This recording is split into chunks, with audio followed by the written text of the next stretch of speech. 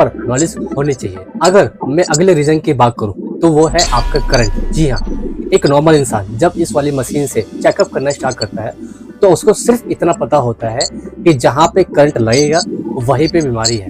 और ये जो कंफ्यूजन है ये कभी खत्म नहीं होती है, क्योंकि हम हर करंट को बीमारी समझ बैठते हैं, जबकि सच्चाई क्या है कि हर करंट बीमारी नहीं होता है। आप अगर बीमार हैं तो भी आपको करंट आएगा, आप बीमार नहीं हैं तो भी आपको करंट आएगा।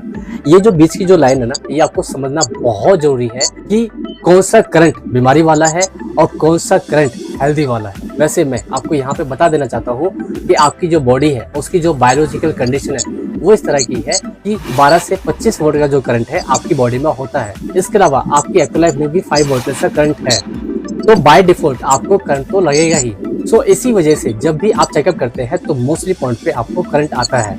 इसी नॉलेज के अभाव में बहुत सारे लोगों ने यहाँ पे एक्टिव लाइफ का इस्तेमाल करना बंद कर दिया है। अगर मैं अगले रीजन की बात करूँ तो वो है आपकी बेसिक नॉलेज का ना होना। सो देखिए, ये बात तो आपको बहुत अच्छे से समझनी पड़ेगी कि इस वाली मशीन को चलाने के लिए एटलीस्ट आपको थोड़ी बहुत बेसिक नॉलेज लेनी ही पड़ेगी। अगला रीजन है आपका ट्रेनिंग का अभाव। बहुत सारे लोग यहाँ पे ट्रेनिंग लेते नहीं है, वो मशीन को परचेस करते हैं और खुद ही चलाना स्टार्ट कर देते हैं और उनको जो समझ में आता है वो उस हिसाब से चेकअप भी करते हैं और वो इस हिसाब से ट्रीटमेंट भी करते हैं, और अल्टीमेटली रिजल्ट ये होता है कि कुछ समय के बाद में वो इस वाली मशीन का यूज करना बंद कर देते हैं। नेक्स्ट रीजन की अगर मैं बात करूँ, वो एक ऐसा रीजन है जहाँ पे हम इससे कंपेयर करते हैं अदर मशीनों के साथ में। जैसे कि बहुत सारे लोग ये सोचते हैं कि अगर मैं इस वाली मशीन को परचेस कर लूंगा तो मुझे सीटी स्कैन करवाने की जरूरत नहीं पड़ेगी, मुझे एमआरआई मशीन की जरूरत नहीं पड़ेगी, मुझे एक्सरे करवाने की जरूरत नहीं पड़ेगी, या फिर मुझे ईसीजी करवाने की जरूरत नहीं पड़ेगी, क्योंकि ये जो मशीन है ये काफ़ी है, इनफ है सारे काम करने के लिए।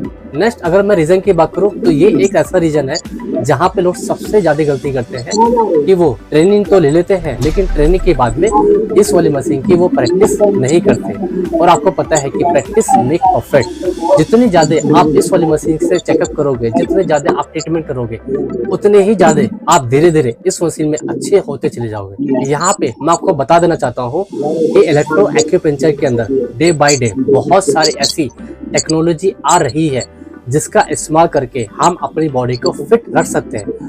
बट इस वाली मशीन का फायदा ये है कि इस वाली मशीन से हम इनिशियल स्टेज पे हम ये जान सकते हैं कि इन फ्यूचर में या करंट टाइम पे हमें कौन सी बीमारी है या फिर होने वाली है। अगर आपके पास में प्रॉपर ट्रेनिंग और प्रॉपर एजुकेशन है सो आप इस वाली मशीन से बहुत अच्छी जो इनकम है वो आप अर्न कर सकते हैं। सो वीडियो को लाइक करें और जिन लोगों के पास में मशीन है उनके साथ में शेयर करें और हमारे चैनल को सब्सक्राइब करना